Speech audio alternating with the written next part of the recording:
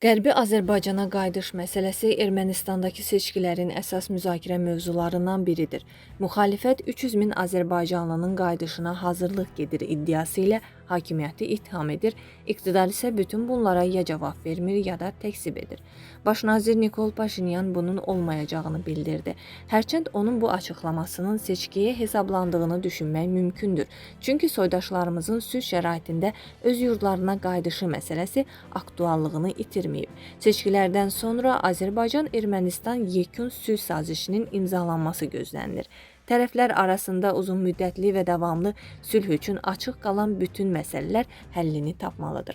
Azərbaycanlıların qovulduqları yurdlarına qayıdışı da bu məsələlərdən biridir və qayıdış haqqı beynəlxalq hüquqda öz əksini tapır. Məsələ Ermənistanda müxalifətin iddia etdiyi formada baş verməyəcək. Azərbaycanlılar öz yurdlarına SSR dövründə vətəndaşı olduqları Ermənistana sülh şəraitində qayıdacaqlar.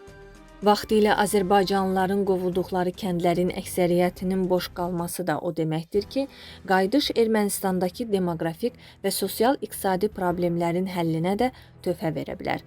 Lakin bu sülh müqaviləsinin imzalanmasından sonraki dövrün məsələsidir. Hazırda isə soydaşlarımızın qayıdışının Ermənistan seçkilərində ittiham mövzusuna çevrilməsi müxtəlif iddiaların irəli sürülməsi ilə nəticələnib. Bunlar arasında erməni şərhçi David Muktuçyanın iddiaları diqqət çəkir. O iddia edir ki, Azərbaycanlıların qayıdışı məsələsi Bakı və İrəvan arasında qeyri-rəsmi şəkildə razılaşdırılıb.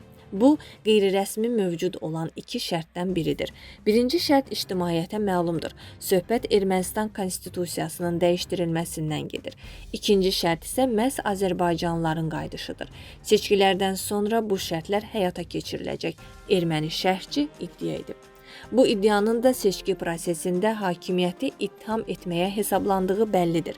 Lakin Bakı və İrəvan arasında bununla bağlı müəyyən danışıqların aparıldığı və mümkün razılaşmanın olması da istisna deyil. Çünki məsələ sülh prosesinin tərkib hissəsidir. Mövcud vəziyyətdə isə Ermənistandakı seçkilərin nəticələrini Qərbi Azərbaycanlıların həll etdiyi görünür.